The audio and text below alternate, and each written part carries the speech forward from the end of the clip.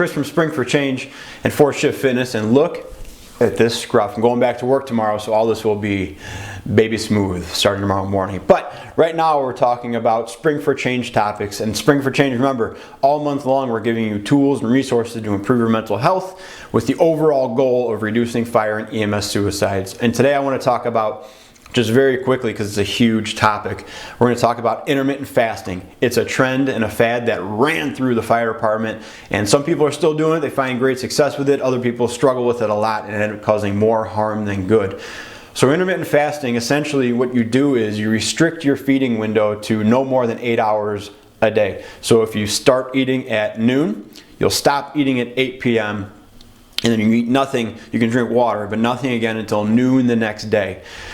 And it does a couple of things for you. First of all, it cuts out a huge window of grazing and snacking time. That's the benefit I found from it, is if I stopped eating at 8 o'clock at night, that cut out a ton of snacks and stuff after 8 o'clock, and then that restricted my calories on the front end the next day, and overall I ate less calories, so that was a benefit there.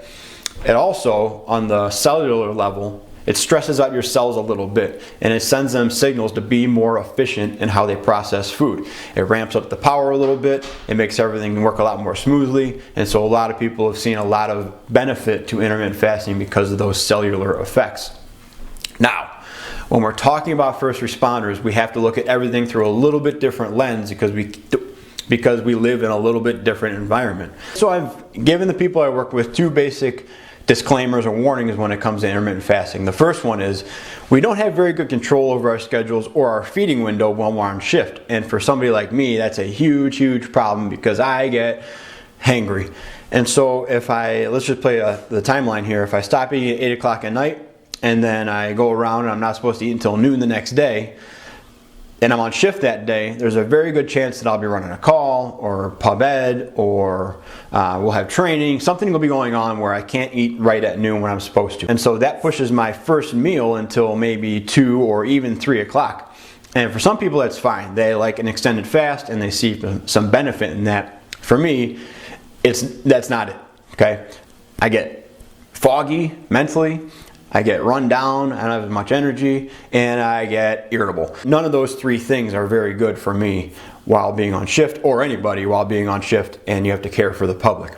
Here's the second part, and this is what ties into Spring for Change with our mental health, is that if you have elevated levels of cortisol already, which we all do as first responders, intermittent fasting can actually raise those levels of cortisol higher.